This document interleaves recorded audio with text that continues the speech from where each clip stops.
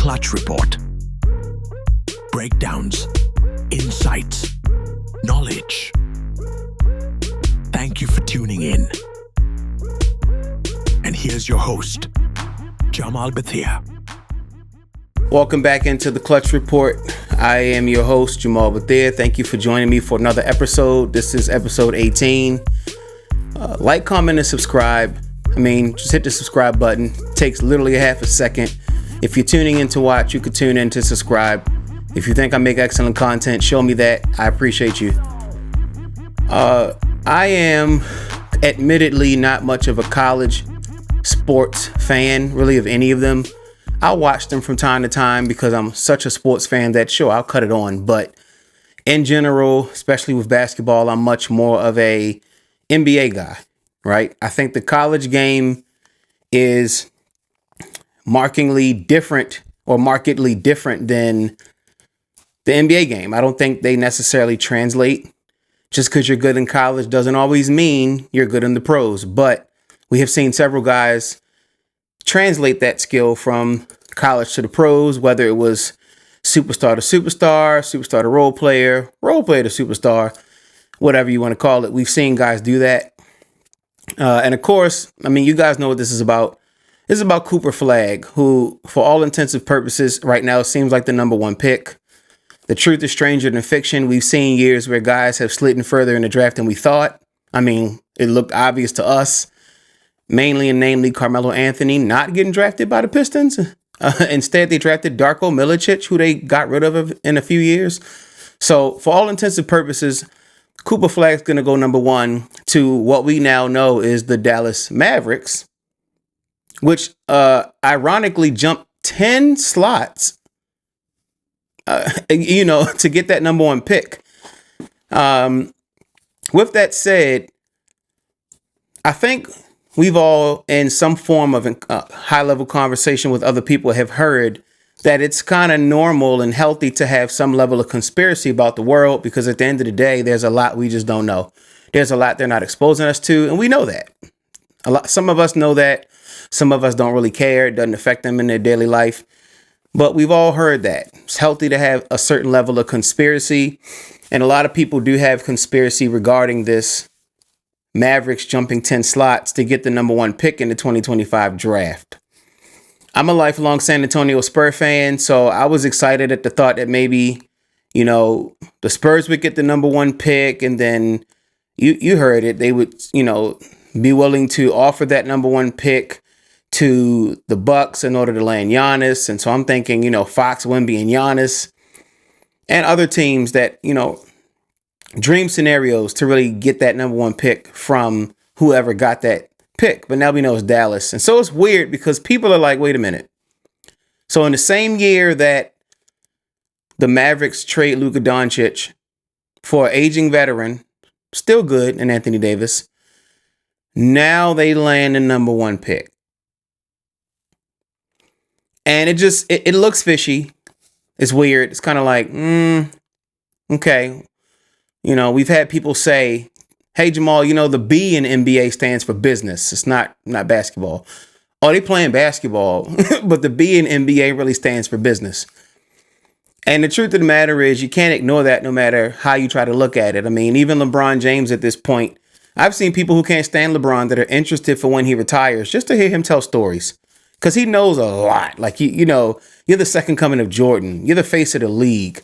There has to be some things that he just knows, right?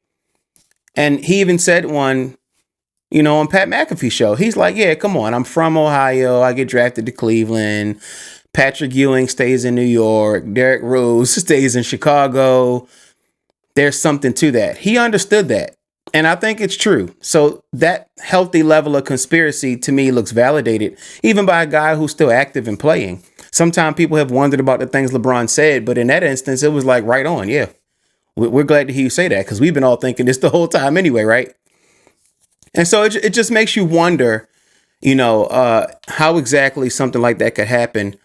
But the funny thing is, the NBA has had 79 drafts, including this year, the one that will happen this year. It's had 79 drafts.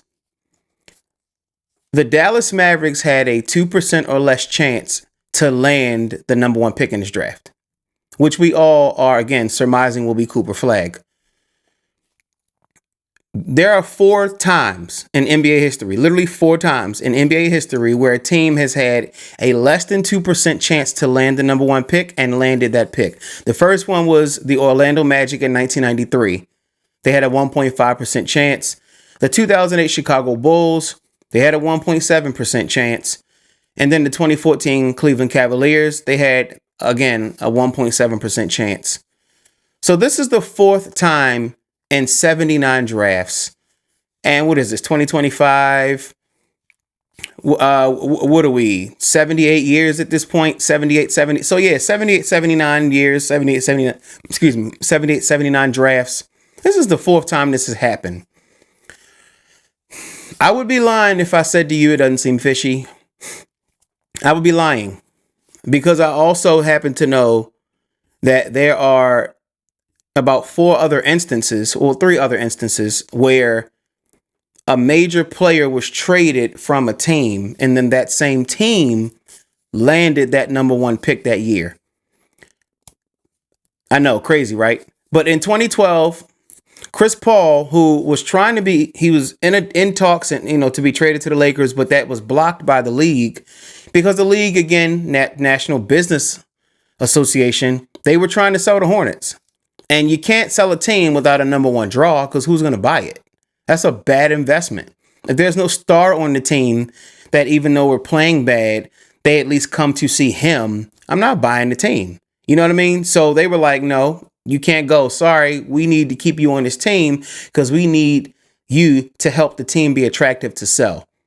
And that's one of the biggest what ifs in NBA history. What if Chris Paul played with Kobe, right? I think it would have been dynamic. A lot of sports fans and fanatics and fanalists like myself believe that.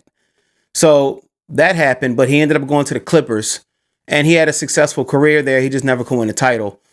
2014, when LeBron returned to Cleveland, this one wasn't a traded for kind of thing, but it just was weird because, number one, we always talk about LeBron leaving Cleveland and how it always helped them get the number 1 pick, and especially in 2011 when Kyrie first was drafted to the Cavaliers. But it's just weird because it's like LeBron gets, he announces he's coming home. They get the number 1 pick. They get Andrew Wiggins. He ends up going to Minnesota. So that's not along the same lines, but it is just kind of a footnote to kind of remember in history.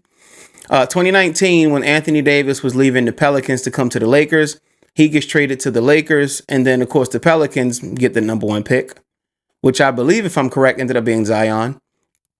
And then, of course, 2025, if Cooper Flagg goes to the Dallas Mavericks, this will be the 4th time where a major star was traded, or let's just say exchanged hands, because I put the LeBron example here. But this will be the 4th time that a major player exchanged hands in a season, left one team, went to another team, and the team they left got the number 1 pick. And it just makes you wonder, it's like, how exactly did this happen? You know what I mean? Cooper Flagg, again, I don't watch much college ball, but I looked at his numbers. 19 points, almost 20 points a game, 7 rebounds, 4 assists, 48% from the floor, 38% from 3, 84% from the foul line. From what I understand and from some of the highlight reels, he's a 2-way player, plays a lot of defense. So he seems like he could be an all-around talent. And I think he would translate well to the NBA. With Kyrie obviously being gone for a year, Dallas is going to look even more like they lost the trade. They're not probably going to do much next season. They'll be competitive. I think they'll make the playoffs provided the AD's healthy. Cooper Flagg could definitely help that team. Tall guy, athletic guy, has heart. But again, Nico Harrison doesn't have long-term plans to be the Mavericks GM. He worked for sneaker companies before, so he's not necessarily a basketball guy in the sense of like his career path. So, you just wonder some of those conversations and handshakes that happen behind closed doors. Hey, I'm willing to trade Luka, who's a big moneymaker for us, but y'all got to help. Y'all got to do something. Y'all got to help me out. You know what I mean? Because the city of Dallas don't like Nico Harrison right now. They just don't like him. And it's funny because he even said he didn't realize the impact that the trade had until he really started seeing fans and talking to people. I'm like, how did you not know that? Like, that's really bad. You know what I mean? To not know something like that. And to be honest, this is the most slots a team has ever jumped to get a number 1 pick. 10 slots. I think second is like 6. And I forget which team, but they literally went from the 11th pick to the first pick. Now, the 11th pick is pretty good. That's not a bad pick at all. It's right outside of the top 10. It's still somebody that you believe can be a franchise changer, do some great things. But this is just totally different. And especially because this has happened 3 or 4 times in the history of the NBA. And of course, the Patrick Ewing situation, and even LeBron in Cleveland, and Derrick Rose stays at home. Like, there's just so many. And Chris Paul, you know, again, his trade being blocked from going to the Lakers, ending up on the Clippers. So many business things have happened in the history of the league that it just makes you honestly wonder, how exactly did this happen when you got teams like the Wizards losing for years? Couldn't get Cooper Flagg in this draft. The Spurs, unfortunately, ended up tanking the whole season. Wemby gets hurt. Fox comes over in a trade. Fox gets hurt. And just, the Jazz freaking stink. Can't get the number 1 pick. It just honestly, it's just fishy. It just makes you really wonder, how exactly did this happen? Who pulled the strings on something like this? You know, and so I don't know. I don't know. Tell me what you guys think. I just wanted to drop in and at least talk about it. I think Cooper Flagg has the trimmings to translate to an excellent ball player. I really do. You know, so kudos to Cooper Flagg. I hope he has a great career. But tell me what you guys think. Just tap in and say, hey, you know, maybe you guys know something. I'm willing to hear it. This is Jamaal with the Clutch Report. Peace.